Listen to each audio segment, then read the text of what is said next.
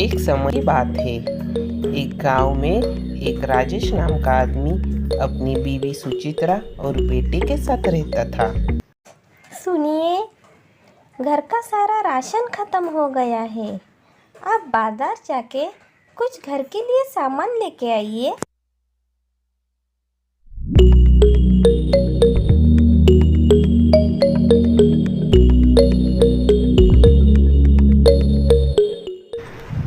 राजेश बाजार जाके घर के लिए सामान लेके आता है।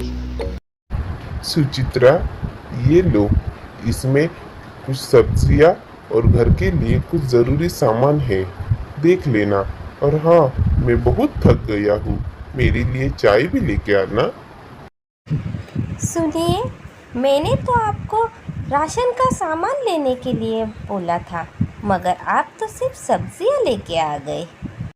सुचित्रा, मैं तुम्हें क्या बताऊँ, बाजार में सब्जियां तो इतनी महंगी हो गई है कि पूछो ही मत। पूरे पैसे तो सब्जियां खरीदने में ही निकल गई। महंगाई तो अभी बढ़ती ही रहेगी, तो क्या अब हम हमारी ज़रूरत की चीज़ें खरीदना भी छोड़ दें? तुम्हें तो पता ही है, मेरी तनख्वाह कम आ रही है, इसीलिए हमें घर चलाने में दिक्कत आ रही है। मगर थोड़े दिनों में ही मुझे दूसरा काम मिल जाएगा और सब ठीक हो जाएगा। पता नहीं कैसे ठीक होगा। घर के सारे काम बाकी है, चिंटू की स्कूल की फीस भी भरनी है और घर में राशन भी नहीं है। मैं तो परेशान हो गई हूँ। पता नहीं कब ये हालात सुधरेंगे। तभी वहाँ राजेश के माँ बाप आ जाते हैं।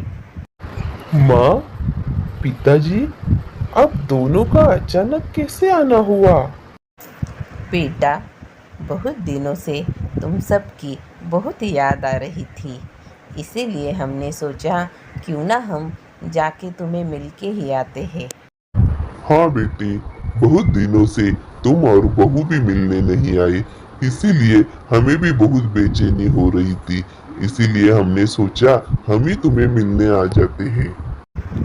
अपने सास ससुर को देख के सुचित्रा गुस्से से वहाँ से निकल जाती है। माँ, पिताजी, इतने लंबे सफर से आप दोनों भी थक गए होंगे। आप ऐसा कीजिए, आप थोड़ी देर आराम कीजिए, तब तक सुचित्रा भी खाना बना लेगी। सुनिए, ये सासू माँ और ससुर जी अचानक कैसे आ गए? देखिए, पहले ही हमारे घर के हालात ठीक नहीं है, पैसों की बहुत तंगी है, ऊपर से ये दोनों भी आ गए हैं। माँ और पिताजी बहुत दिनों बाद हमसे मिलने आए हैं।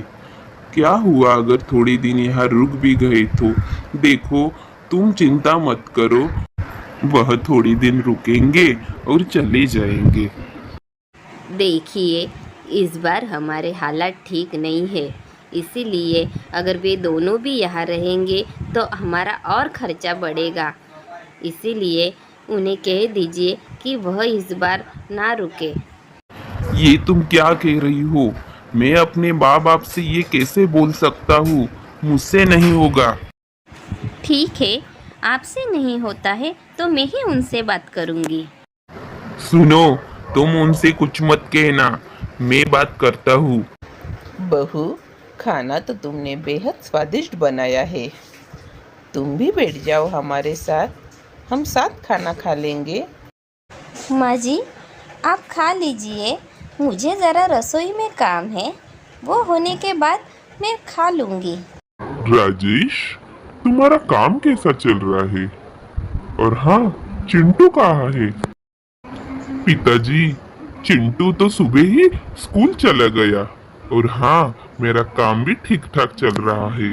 वैसे आपकी खेती का काम कैसा शुरू है? बेटा, इस बार फसल तो बहुत अच्छी हुई, इसीलिए मैं निश्चिंत हूँ। अभी तक आपने उनसे बात ही नहीं की।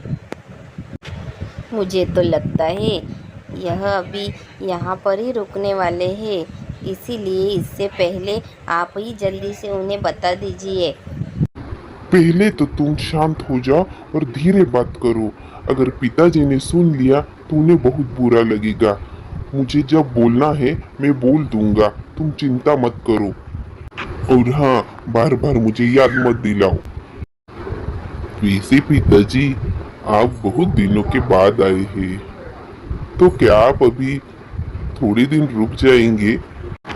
आपका खेती का काम भी तो रहेगा ना, उसकी देखभाल करनी होगी।